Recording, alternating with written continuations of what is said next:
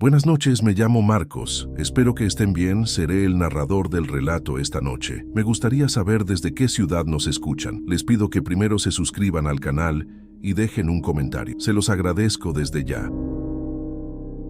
En 1985, en un rincón olvidado de la Sierra Sur de Oaxaca, algo salió de los campos de maíz al atardecer. No era un hombre, no era un animal. Los ancianos del pueblo, armados con machetes y rituales de sangre, lo cazaron durante 3 noches. Enterraron lo que quedó bajo el suelo de una capilla abandonada y sellaron la tumba con un juramento de silencio, borrando la masacre de la historia oficial. Durante 40 años, el pueblo vivió con ese pacto. El aire siempre olía a pino húmedo y a miedo viejo, especialmente cuando bajaba la neblina. Pero el silencio se rompió cuando unos podcasters llegaron buscando la leyenda, sin saber que la tierra bajo sus pies seguía hambrienta.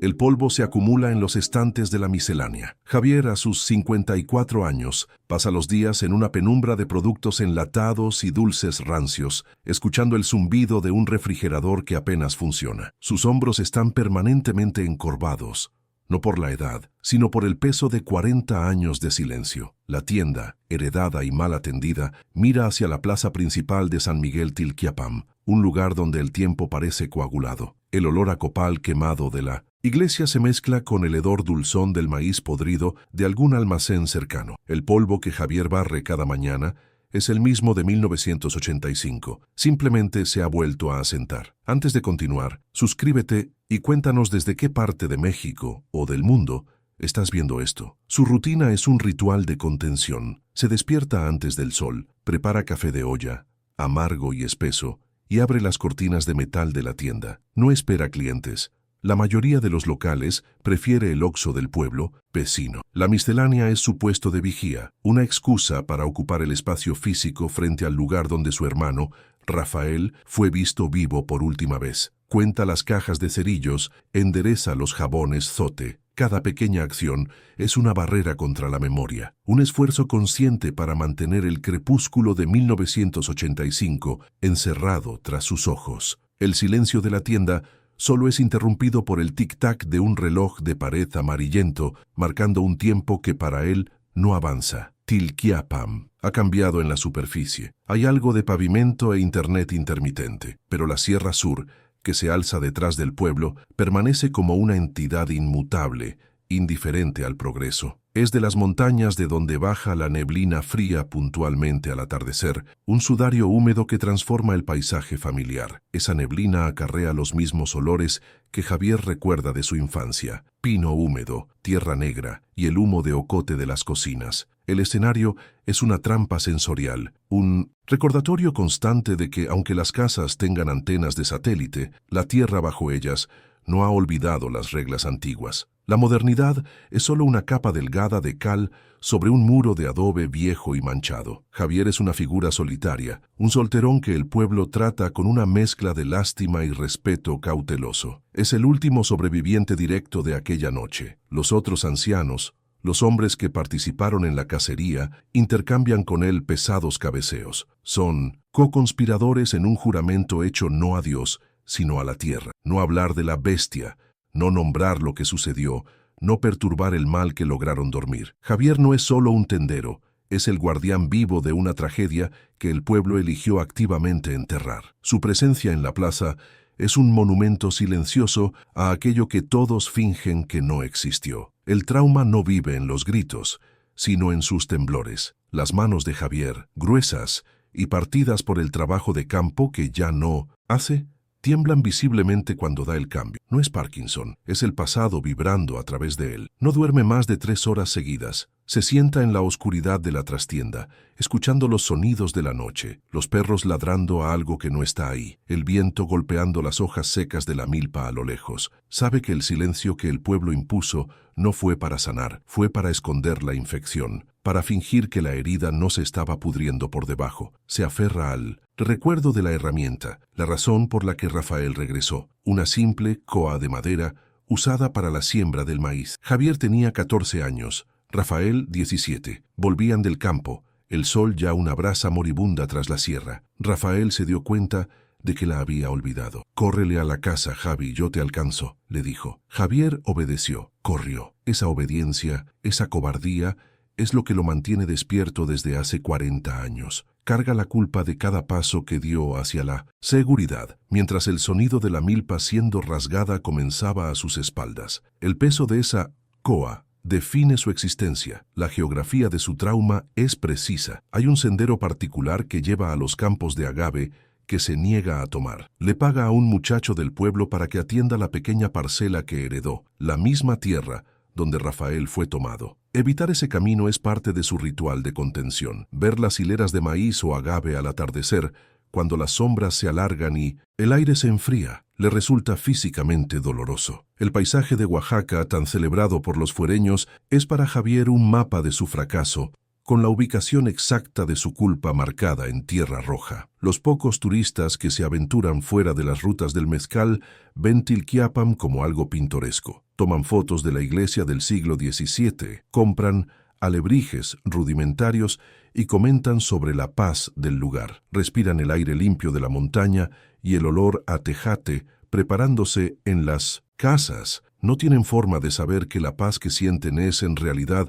una vigilancia exhausta. No entienden que el silencio de los valles centrales no es vacío, sino que está lleno de cosas no dichas. Javier los observa desde su mostrador, un fantasma en su propia tienda, sabiendo que el suelo que pisan está saturado de un miedo antiguo. El aislamiento de 1985 era sofocante. No había turismo. Las carreteras eran de terracería. El pueblo vivía del maíz y el maguey, siguiendo los ciclos de la siembra y la cosecha. El aire era seco de día, pero de noche esa neblina traía consigo el olor metálico de los corrales destrozados. Ese año, el miedo no era solo a la sequía o a una mala cosecha. Era un miedo palpable que cambiaba la forma en que la gente caminaba. Nadie salía después del crepúsculo. Las puertas se atrancaban con trancas adicionales. El miedo tenía un sonido, el ladrido desesperado de los perros, justo antes de que se callaran abruptamente. Javier vive suspendido entre dos mundos. El presente de 2024, con sus turistas y sus celulares, y el crepúsculo perpetuo de 1985. La tienda es su purgatorio. Los ancianos que comparten el secreto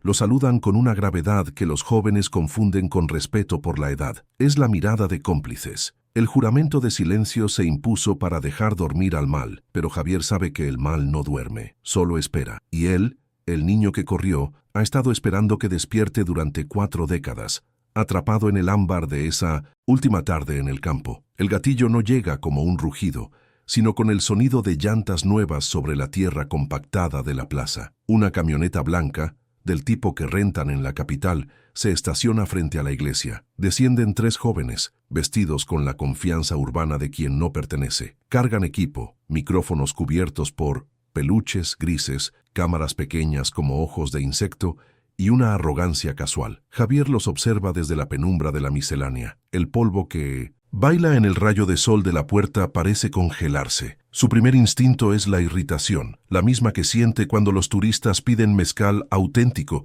sin saber lo que beben. Pero esta irritación se agria rápido, mutando en algo frío y denso que se asienta en su estómago. Empiezan a filmar la fachada de la tienda, la arquitectura de la plaza, tratando el cotidiano de Javier como un escenario exótico. Escucha fragmentos de sus voces, nítidas en el silencio del mediodía. Hablan de la energía del lugar. Uno de ellos, el que parece el líder, prueba el micrófono. Ecos nocturnos.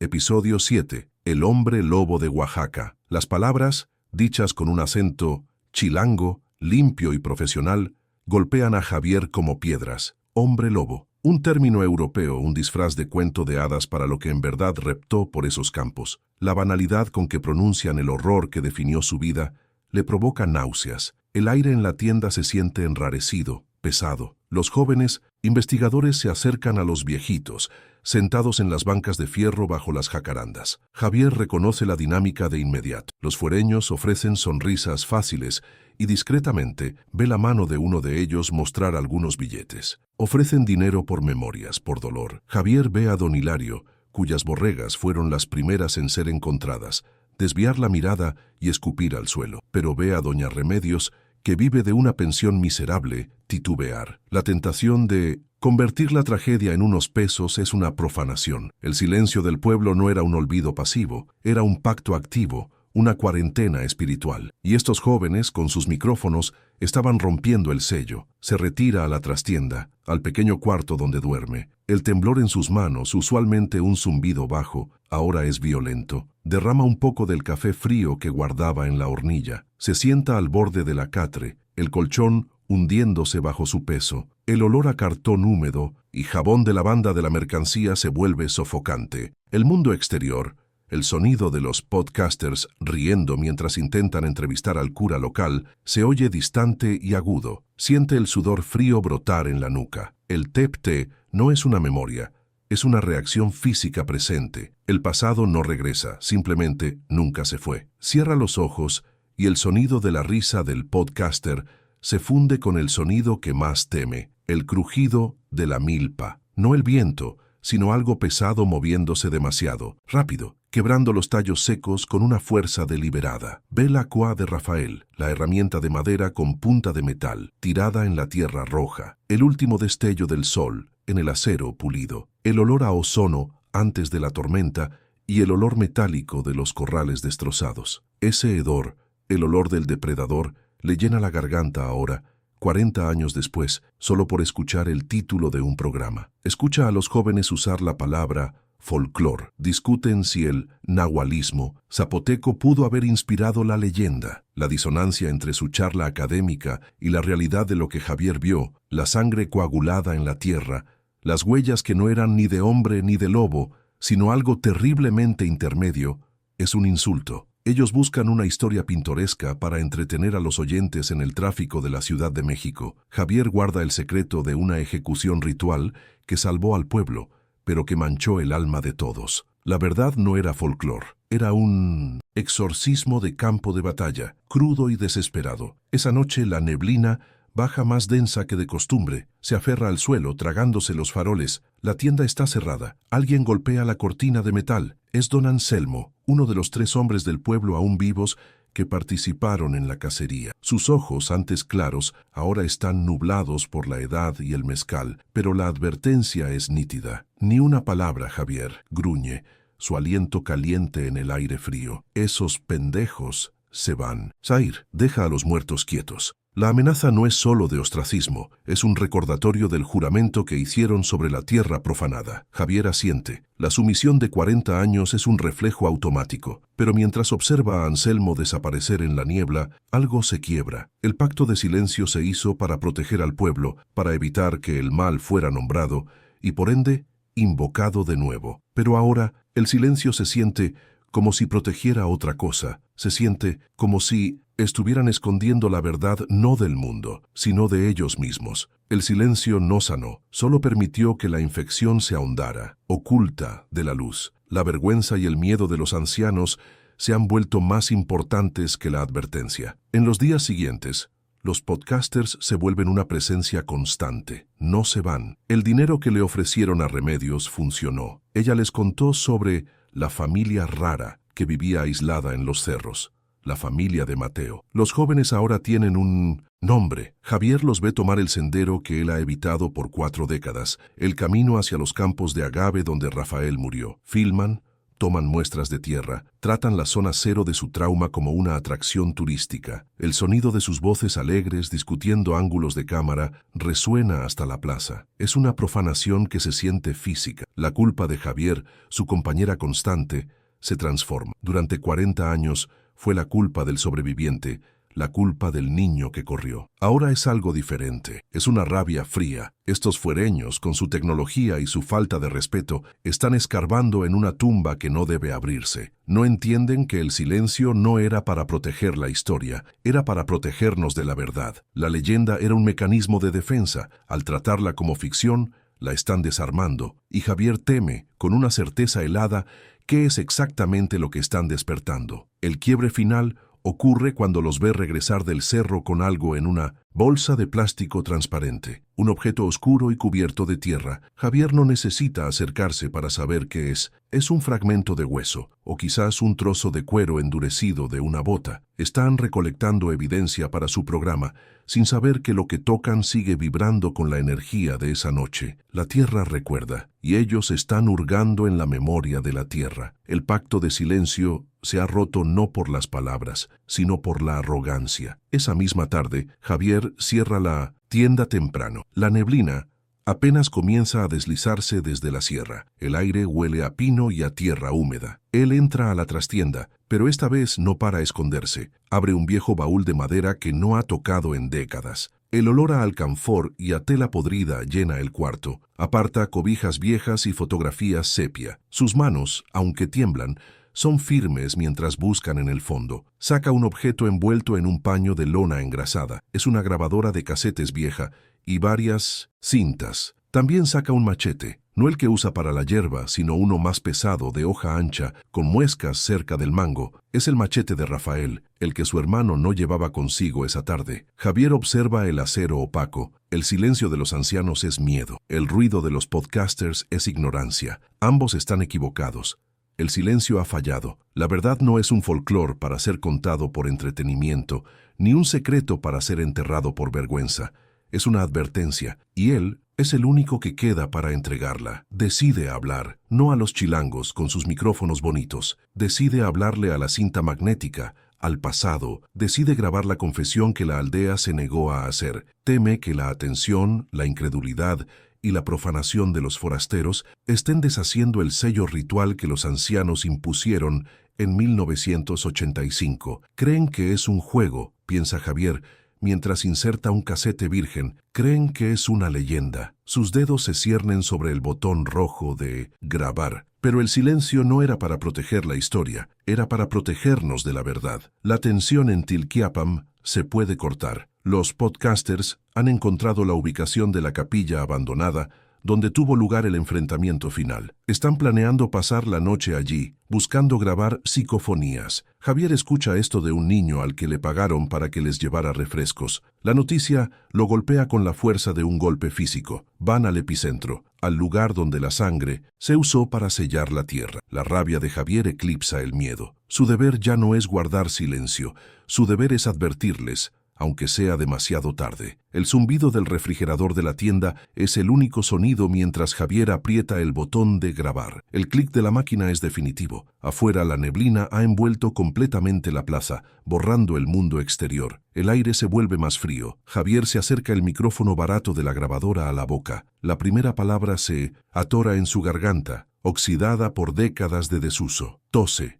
Un sonido seco y doloroso. Luego, con una voz rasposa que apenas reconoce como suya, comienza a hablar, no sobre un hombre lobo, sino sobre Mateo y sobre la sangre que se derramó para detenerlo. La cinta magnética gira con un siseo bajo, un sonido anacrónico en la quietud de la trastienda. Javier, con el micrófono barato en la mano, no habla a los podcasters, habla al pasado, intentando darle forma al horror líquido que ha guardado por 40 años. Su voz grabada suena extraña, más vieja. Comienza en 1985, un año seco, de mala cosecha. La neblina era una constante, pero ese año se sentía diferente, más pesada. La gente de Tilquiapam vivía bajo un catolicismo ferviente, pero bajo esa capa, las creencias antiguas, las de la tierra, aún respiraban. El nahualismo no era un cuento de terror, era un equilibrio, un pacto de respeto con las fuerzas del monte, un pacto que alguien había decidido romper buscando poder. No era un extraño, era Mateo. Su familia vivía aislada en las faldas del cerro, en un rancho de adobe que ya se caía. Se decía en voz baja que practicaban el camino sombrío. Javier, siendo niño, recordaba a Mateo en el mercado, un hombre alto, callado, con ojos que parecían absorber la luz. Los rumores decían que intentaba forzar una transformación, buscando un poder que no le correspondía, un nahualismo oscuro que no pedía permiso a los espíritus guardianes, sino que buscaba subyugarlos. El resultado no fue la sabiduría de un Naat Nahual águila o jaguar. El resultado fue una abominación, algo que el pacto de la tierra rechazó. Mateo se convirtió en algo híbrido, consumido por el hambre de la entidad que había invocado. Primero, Fue el ganado. Javier recuerda la histeria silenciosa de los hombres en la plaza. No eran coyotes. Los corrales aparecían destrozados, las trancas de madera partidas como cerillos. Las ovejas no estaban simplemente mordidas, estaban abiertas en canal, evisceradas con una precisión brutal, pero la mayoría de la carne quedaba intacta. Era el desperdicio lo que aterraba a los campesinos. Era una matanza por placer, no por hambre. El olor metálico de la sangre se mezclaba con la neblina matutina, un hedor cobrizo que hacía que los perros lloriquearan y se escondieran bajo las casas. La policía rural vino, levantó un reporte hablando de perros salvajes o pumas, pero sus ojos no cuadraban con sus palabras. Los ancianos sabían que no eran pumas. Empezaron a encontrar huellas, impresiones en el lodo cerca de los arroyos que no tenían sentido biológico. Eran demasiado grandes, vagamente humanoides pero con garras largas y pesadas que se hundían profundamente. Javier las vio una vez, cuando acompañó a su padre a revisar sus tierras. Eran una parodia de un pie humano, pero alargado, desarticulado. Luego vinieron los sonidos. No era el aullido limpio de un lobo, sino un sonido gutural, un carraspeo húmedo mezclado con algo que sonaba dolorosamente humano, como un hombre ahogándose con su propia rabia. Ese sonido viajaba con la neblina, haciendo imposible saber si venía del cerro o de la casa de junto. La policía fue deliberadamente despistada. Don Anselmo y los otros principales del pueblo les dijeron que era una disputa de tierras, que alguien estaba envenenando al ganado para asustar a los vecinos. Les dieron mezcal, les pagaron la comida y los mandaron de vuelta a Ocotlán. El silencio institucional comenzó ahí. Una vez solos, los ancianos convocaron a doña Elodia, la curandera. No era una bruja, era una partera, una herbolaria, pero también la única que entendía el camino sombrío. Javier recuerda haberla visto llegar a la plaza, una mujer diminuta envuelta en un rebozo negro, sus ojos como obsidiana. Ella fue quien confirmó el miedo. No era un animal, era Mateo, y ya no reconocía el pacto. Intentaron gestionar la situación, dejaron ofrendas, como dictaba la tradición antigua, sacrificaron un toro, joven en los límites de la propiedad de Mateo, una ofrenda de sangre para aplacar lo que sea que se había despertado. Durante una semana hubo silencio. Los hombres del pueblo pensaron que había funcionado, pero solo habían despertado su apetito. La criatura había probado la sangre del ganado y ahora la asociaba con la facilidad. El primer humano que tomó fue un jornalero que regresaba borracho por el camino real. No lo mató, solo lo destrozó, dejando un rastro de entrañas que conducía hacia la milpa. El pueblo pasó del miedo a la certeza. Estaban siendo cazados.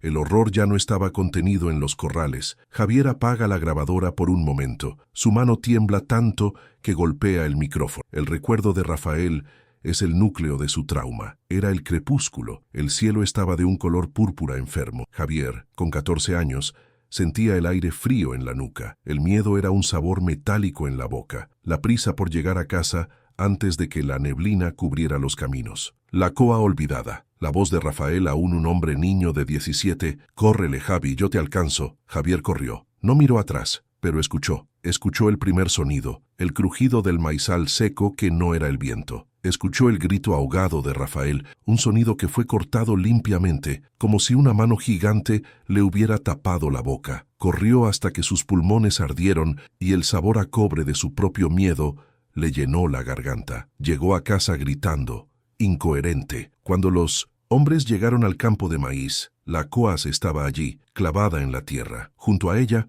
un charco de sangre oscura que ya se estaba volviendo pegajosa en el frío, y los rastros. La tierra removida mostraba signos de una lucha breve y desesperada, y luego las huellas inconfundibles de la criatura arrastrando algo pesado hacia la sierra. El cuerpo de Rafael nunca fue recuperado por completo. Encontraron fragmentos de su camisa de mezclilla y un solo huarache semanas después, cerca de la barranca. La muerte de Rafael fue la declaración de guerra. El silencio ya no era una opción. La contención había fallado. Doña Elodia tomó el mando. No era la policía, ni el ejército. Era una anciana zapoteca y una docena de campesinos armados con machetes y escopetas de caza viejas. Javier, aunque se le ordenó quedarse en casa, siguió a los hombres a distancia, escondiéndose entre los magueyes. Vio a doña Elodia realizar el ritual. No usaron balas de plata, Eso era de las películas que pasaban en Ocotlán. Ella bendijo los machetes con agua mezclada con sal y copal. Trazó símbolos en las balas de plomo con un cuchillo de obsidiana. Les dio a los hombres un ungüento hecho de ocote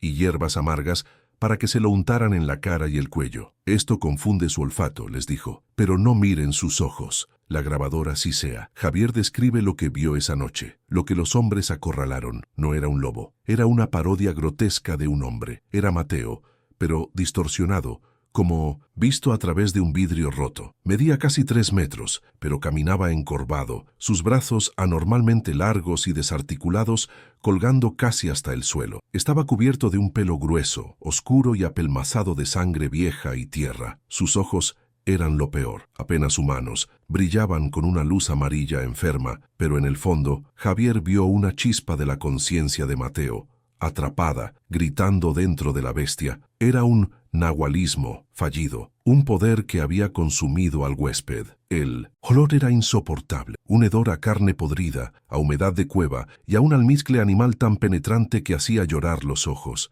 La criatura se movía con una velocidad antinatural, saltando de sombra en sombra. Los hombres dispararon, las escopetas rugieron en la noche, el olor a pólvora cortando el hedor de la bestia. La mayoría de las balas parecían no hacerle daño, rebotando en su pecho como si golpearan cuero grueso. Fue entonces cuando don Anselmo, más joven y valiente, se acercó con el machete bendecido. El sonido del acero golpeando el hueso fue un crack húmedo que Javier nunca olvidaría. La criatura aulló, un sonido que partió la noche. La cacería duró 3 días. Lo persiguieron por los cerros, perdiendo a 2 hombres en el proceso, muertes que luego se reportaron como accidentes de cacería. Finalmente, lo acorralaron. Usando fuego, lo guiaron hacia el único lugar que doña Elodia había preparado, la capilla abandonada en el rancho de la familia de Mateo, un lugar que ya estaba profanado por sus rituales. Los hombres crearon un perímetro de fuego de ocote y sal. La criatura, herida y enfurecida, retrocedió hacia la estructura de adobe sin techo. Javier observaba desde las rocas, el calor del fuego en su rostro, el corazón golpeando contra sus costillas. La capilla era una trampa. Lo que sucedió adentro no fue una pelea, fue una ejecución espiritual. Doña Elodia entró sola a la capilla mientras los hombres mantenían el fuego. Llevaba un manojo de hierbas humeantes y cantaba en un zapoteco antiguo, una letanía que sonaba más a una orden que a un rezo. Hubo sonidos terribles desde adentro, gruñidos, golpes contra el adobe, y luego el grito de Mateo, esta vez su voz humana, clara y llena de agonía. Javier vio a la criatura tropezar hacia la puerta, tratando de escapar de la curandera. Ya no parecía tan grande, el ritual la estaba encogiendo, purgando el poder oscuro. Los hombres la recibieron con los machetes. No murió como un hombre, se disolvió en algo oscuro y aceitoso bajo los golpes de los machetes. Doña Elodia salió, cubierta de sudor, y algo que brillaba en la oscuridad. Declaró que el pacto estaba roto, que el espíritu oscuro había sido expulsado de Mateo. Pero el precio era alto. La ejecución ritual había manchado sus almas. El pueblo se volvió cómplice, no de un asesinato, sino de un acto necesario pero profano. Javier, escondido, entendió que no había victoria, solo contención. Los hombres enterraron lo que quedaba de Mateo debajo del piso de tierra de la capilla, y doña Elodia la selló con sal y símbolos que Javier no reconoció. El juramento de silencio se hizo esa misma noche, alrededor de las brasas agonizantes. Doña Elodia les hizo jurar sobre la sangre derramada y la tierra que los alimentaba. Nunca hablarían de Mateo, nunca nombrarían lo que habían hecho, y nunca, jamás, volverían a poner un pie en esa capilla. El silencio era el sello. La policía del estado cerró el caso de Rafael como desaparición o ataque animal. Los 2 hombres muertos en la cacería fueron enterrados rápidamente. Tilquiapam aprendió a vivir con el hueco, con la ausencia de Rafael y los otros. El silencio se convirtió en una costra gruesa sobre una herida infectada. Javier pausa la cinta. El horror real, el que graba en el silencio de la trastienda, no era solo la fuerza de la criatura, era su inteligencia. Recordaba a los hombres que la cazaban, mostraba una astucia depredadora, evitando trampas, usando la neblina como camuflaje, y lo peor, aún tenía rastros del hombre que fue. Cuando hirió a don Anselmo no lo mató de inmediato, pareció burlarse de él, arrastrándolo, disfrutando del terror. No era un animal actuando por instinto, era un hombre que había desatado su peor instinto y le había dado garras y dientes. Era un poder evolutivo, un depredador ápice que había fallado en su ascensión. La verdad más profunda, la que doña Elodia les advirtió antes de morir años después, era que el mal no había sido destruido, había sido desalojado. El espíritu oscuro que Mateo había invocado, la esencia del camino sombrío, no podía ser asesinado. Al ser arrancado de su huésped, simplemente se había filtrado de nuevo en la tierra, se había hundido en el suelo bajo la capilla, esperando. El sello de silencio y sal no era permanente, era una cuarentena. Mientras nadie lo busque, había dicho Elodia, mientras la tierra no sea perturbada, dormirá. Javier mira hacia la plaza, donde la camioneta de los sitios podcasters sigue estacionada. Por eso su pánico es tan profundo. Los podcasters, con su arrogancia y su equipo de grabación, no solo están desenterrando una historia, están parados sobre un nido. Al tratar el lugar sagrado y profano de la capilla como una atracción turística, al cavar en busca de evidencia, están rompiendo el sello de doña Elodia. Están perturbando la tierra. Javier entiende ahora que el silencio falló porque el mundo exterior finalmente lo rompió. Y lo que fue sellado con sangre y ritual en 1985 está, gracias a la curiosidad de estos achilangos, comenzando a despertar. La neblina afuera parece más fría, más expectante. Javier aprieta el botón de stop. El siseo de la cinta magnética se detiene, dejando un silencio en la trastienda que es más pesado y frío que la neblina exterior. El acto de grabar, de confesar el horror de 1985,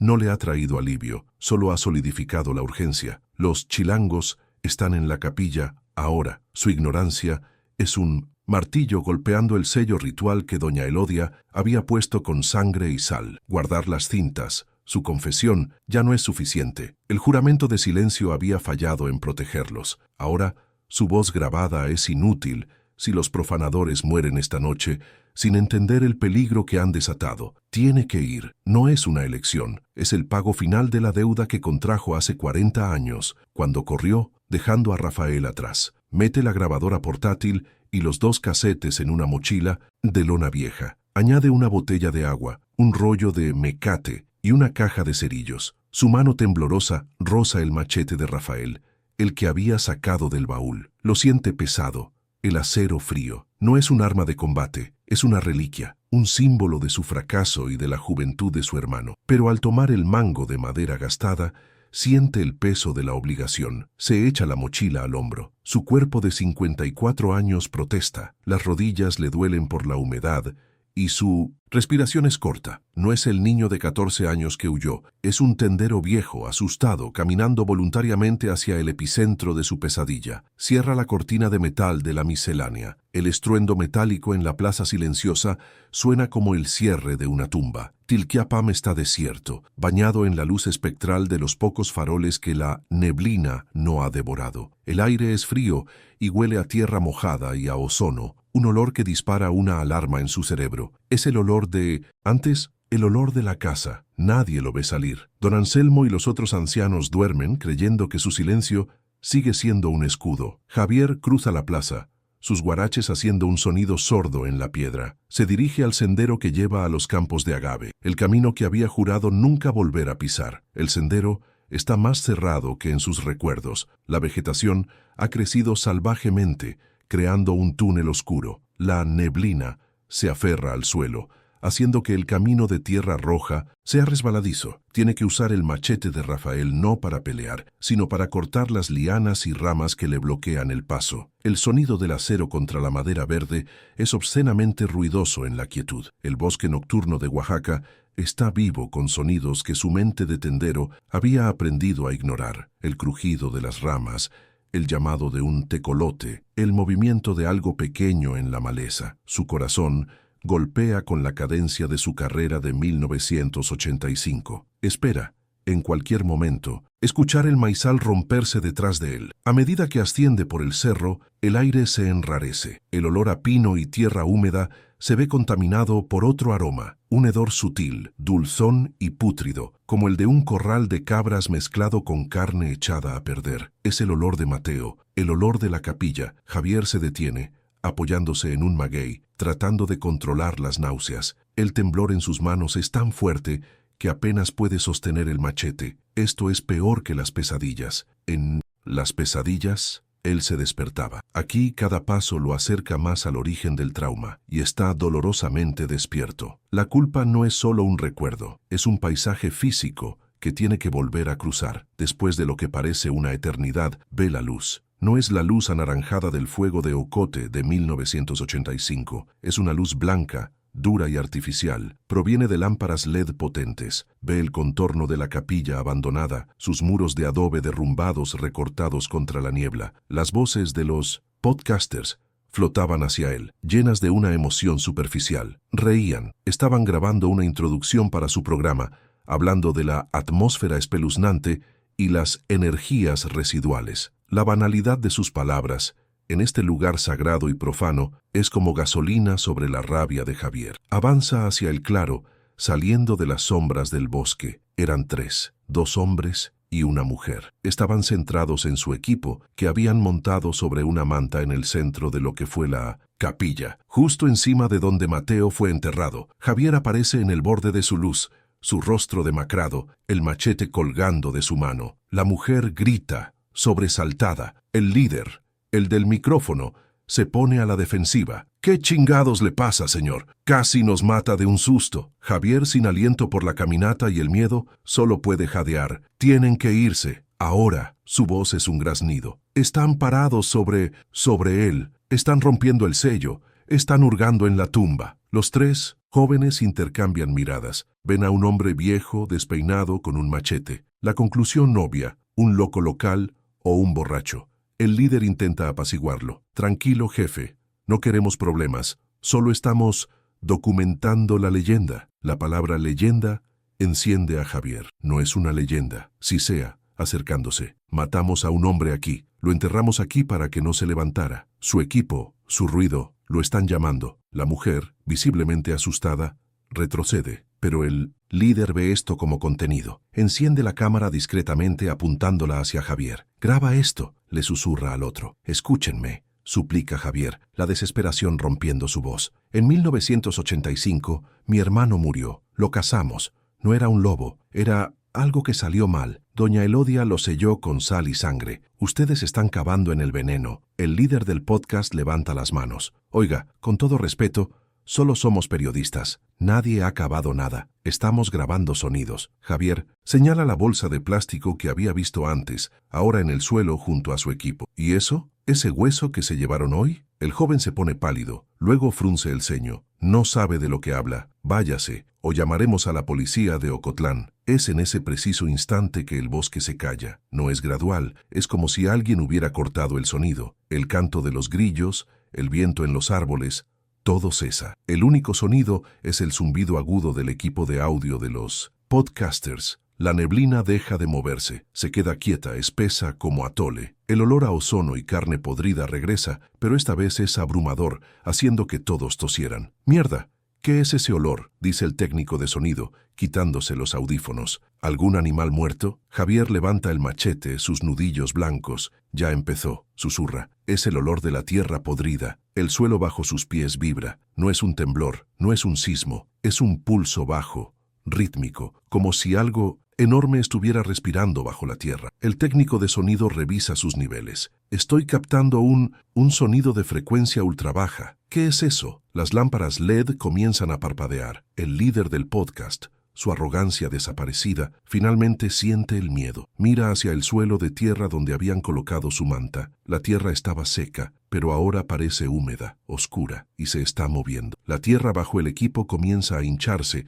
como si algo estuviera empujando desde abajo. Con una explosión de tierra y raíces podridas, algo surge del suelo. No es Mateo. No es el hombre bestia que Javier recordaba. Es algo peor. Son zarcillos de una oscuridad aceitosa, materia negra que se retuerce y busca el aire como raíces buscando agua. Se aferran al equipo de los podcasters, al tripié de la cámara, a la manta. La materia oscura parece olerlos, probarlos. Los jóvenes gritan. Esta vez de verdad, caen hacia atrás intentando alejarse. La cosa que emergió del sello roto no era una bestia, era la esencia misma del camino sombrío, la corrupción pura que doña Elodia había intentado enterrar. La oscuridad aceitosa se repliega sobre sí misma, coagulándose en el centro de la capilla. Deja de ser un líquido y comienza a tomar forma. Usa la tierra, las raíces viejas y los fragmentos de hueso, el hueso que los podcasters habían desenterrado, como una armadura, como un ancla. La neblina parece ser atraída hacia ella. La criatura que se levanta no es la parodia de un hombre, es una burla de la vida misma. Múltiples extremidades hechas de madera podrida y tierra compactada se despliegan, y en el centro, donde debería haber un rostro, solo hay una luz amarilla enfermiza, los mismos ojos que Javier recordaba. El técnico de sonido, el más cercano, tropieza con un cable. La criatura se mueve, no corre, se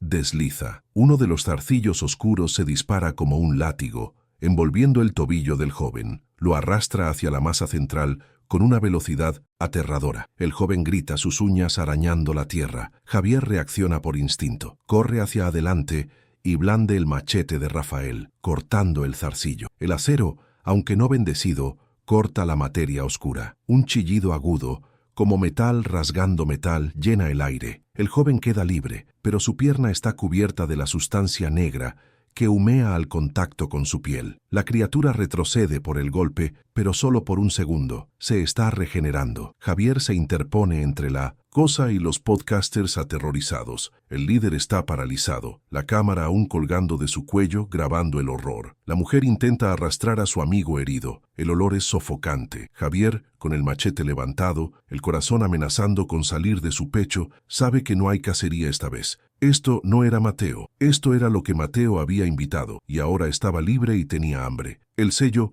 no solo estaba roto, la tierra misma se había convertido en el enemigo. ¿Te está gustando esta historia? Deja un like y suscríbete al canal. Ahora continuamos con el vídeo. La cosa ataca de nuevo, esta vez no con un zarcillo, sino con su masa principal. Se lanza hacia la luz LED, extinguiéndola, sumiendo la capilla en una oscuridad casi total. Solo queda la luz de la cámara del líder y la linterna de la mujer. En la luz estroboscópica del pánico, Javier ve que la cosa no está sola. El suelo alrededor de la capilla se mueve. Donde quiera que la neblina toca la tierra profanada, pequeños zarcillos negros comienzan a brotar. El mal no solo se ha despertado, se está reproduciendo. La advertencia de doña Elodia no era sobre Mateo, era sobre el lugar, y ellos lo habían convertido en un buffet. No es uno, grita Javier, más para sí mismo que para los demás. Es la tierra.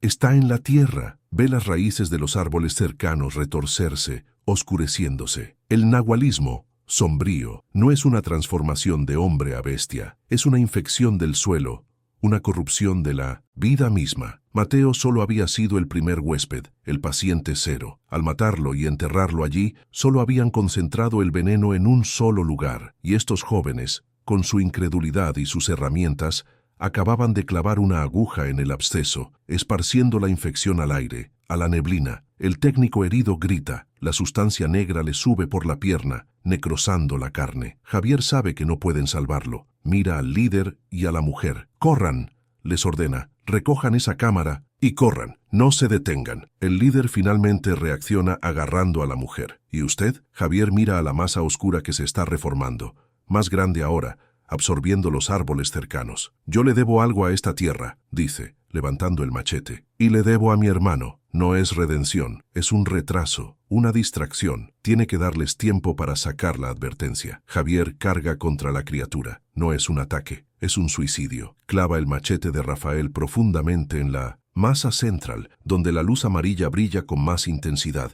Hay un rugido que sacude los cimientos de adobe. La criatura lo envuelve. Los podcasters lo oyen gritar, un solo grito que es cortado, igual que el de Rafael. Ven su forma ser absorbida por la oscuridad retorcida. La cámara del líder captura el momento en que la luz amarilla de la criatura parece intensificarse, como si se estuviera alimentando del último sacrificio. La mujer arrastra al líder fuera de la capilla, hacia el sendero oscuro. Huyen por el bosque tropezando en la oscuridad, la cámara aún grabando audio, sus jadeos, sus sollozos y el sonido distante de los árboles rompiéndose detrás de ellos. No se detienen hasta que llegan a la plaza del pueblo. Dejan atrás al técnico herido. Dejan atrás a Javier, pero llevan la cámara, la prueba visual. Y Javier, antes de salir, Había dejado la mochila con las cintas de casete en el escalón de la puerta de su miscelánea, como si supiera que no volvería. Los podcasters habían venido buscando una leyenda de terror y la habían encontrado. Se habían convertido en los herederos de la verdad de Javier, y ahora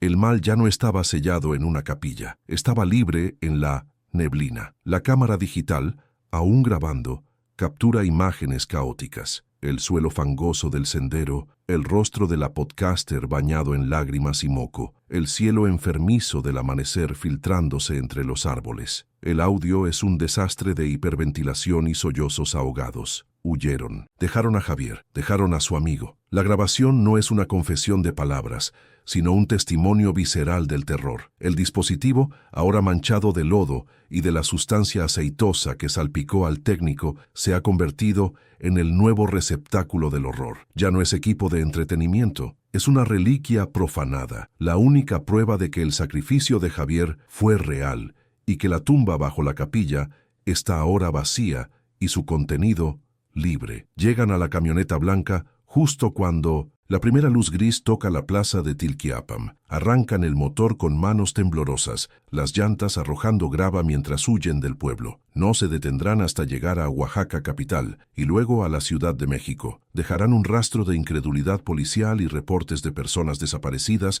que nadie conectará. Pero llevan consigo la grabación, llevan la imagen final de Javier siendo consumido por una oscuridad que se retuerce, una imagen que desafía la física y la cordura. Se han convertido, sin quererlo, en los nuevos guardianes del secreto, pero a diferencia de Javier no tienen la intención de guardar silencio, tienen la intención de subirlo a la red. En la plaza silenciosa, frente a la miscelánea, la mochila de lona de Javier permanece en el escalón de la entrada. Don Anselmo, despertado por una inquietud que no puede nombrar, la encuentra. Sus viejas manos reconocen la tela. Con un miedo que creía olvidado, abre el cierre y ve la grabadora de casetes. Junto a ella, las cintas etiquetadas con la letra temblorosa de Javier. Se sienta en la banca de fierro, el frío de la mañana penetrando sus huesos, y aprieta play. La voz de Javier, rasposa y muerta, llena el silencio de la plaza, confesando el pecado de 1M985, nombrando a Mateo, nombrando el horror. El silencio de 40 años se rompe en un siseo magnético. Anselmo escucha la confesión completa. El terror que siente no es por la criatura, es por la confirmación. Javier no solo rompió el juramento, grabó la sentencia de muerte de su propio silencio. Entiende el sacrificio. Javier no buscaba redención, pues sabía que no la había para ellos. Buscaba un testigo. Las cintas eran su última voluntad, un mapa del horror para quien lo encontrara. Y los chilangos, con su cámara, eran la advertencia visual. Javier había usado el pasado, la cinta, y el presente, el video, para asegurar que la verdad, por fin, sobreviviera. El legado ya no era la contención, el legado era la advertencia. El sol sale, pero la neblina no se retira por completo. Se aferra a los campos de agave, más baja, más densa, y por primera vez desde 1985, el aire matutino de Tilquiapam carga un hedor sutil pero inconfundible, el olor a tierra podrida, a ozono y a carne vieja. La infección se ha esparcido. Lo que estaba sellado bajo la capilla ahora se ha filtrado al acuífero, al suelo, a la niebla misma. La lucha ya no es física, no se puede matar con machetes, la lucha es ahora de memoria. Javier se sacrificó no para matar al monstruo, sino para asegurarse de que el mundo supiera que existía. Los dos supervivientes llegarán a la Ciudad de México. Estarán en estado de shock. El video será visto por sus productores. Será analizado, puesto en duda. Lo llamarán un brillante hoax, un found footage viral. Pero la mujer, cuyos ojos vieron la luz amarilla en la oscuridad, y el líder, que sintió el suelo vibrar, sabrán la verdad. El video se filtrará. La leyenda del hombre lobo de Oaxaca se convertirá en algo más oscuro, un creepypasta basado en imágenes demasiado reales. El mal que Mateo desató, el nahualismo oscuro, encontrará nuevos caminos para esparcirse. Fibra óptica, pantallas de celular, la curiosidad humana. La confesión de Javier, grabada en la trastienda de una miscelánea moribunda, es el verdadero final. Es un documento que narra no un evento sobrenatural, sino un fracaso humano, el fracaso del silencio, el fracaso de creer que el mal puede ser simplemente enterrado y olvidado. Demuestra que el silencio no cura, solo esconde la infección hasta que se vuelve incontrolable. La tierra de Tilquiapam, saturada por un ritual fallido y la sangre de un sacrificio, ya no es un lugar de descanso. Es un nido activo. La advertencia ya no es para los locales, es para el mundo que insiste en hurgar. El cuerpo de Javier nunca será encontrado. Será absorbido, igual que el de Rafael, por la tierra hambrienta. La miscelánea permanecerá cerrada, una tumba vacía en la plaza, acumulando el polvo que él ya no barrerá. Los podcasters sobrevivientes cargarán con el trauma, viendo los ojos amarillos en cada sombra, escuchando el crujido de la tierra en cada silencio. Se convirtieron en Javier, sobrevivientes marcados por una verdad que nadie cuerdo creería. La responsabilidad que Javier cargó por 40 años, ahora es de ellos. Tienen la prueba, pero compartirla solo esparcirá la incredulidad y, peor aún, la curiosidad que alimenta a la oscuridad. El video se vuelve viral por las razones equivocadas. La gente debate los efectos especiales, la actuación, pero en lugares remotos, en otros pueblos que guardan sus propios silencios, la gente reconocerá el olor, la textura de la oscuridad. El video no es una advertencia, es una invocación. La última cinta de Javier termina con un sonido de clic. Su voz deja un testamento de culpa, un intento desesperado de explicar que el monstruo no era un lobo, sino el poder mismo, crudo y hambriento. La tierra no olvida, y ahora que ha sido despertada, tiene hambre de nuevo. La lucha ya no es por la supervivencia física, sino por el control de la narrativa. La cámara y la grabadora son las armas. La verdad que Javier liberó es un veneno y un antídoto al mismo tiempo. Muestra el horror, pero también nombra al enemigo. El silencio falló. El ruido de la incredulidad moderna es igualmente peligroso. El legado de Javier no es de paz, sino la continuación de la guerra por otros medios. Es una confesión terminal no solo de un hombre, sino de un pueblo que creyó que podía esconder un pacto roto bajo tierra. ¿Qué estarías dispuesto a callar para proteger al mundo? Deja un corazón si crees que hay verdades que merecen ser contadas. Comenta, el bosque no olvida, si también sientes que el silencio puede ser un enemigo.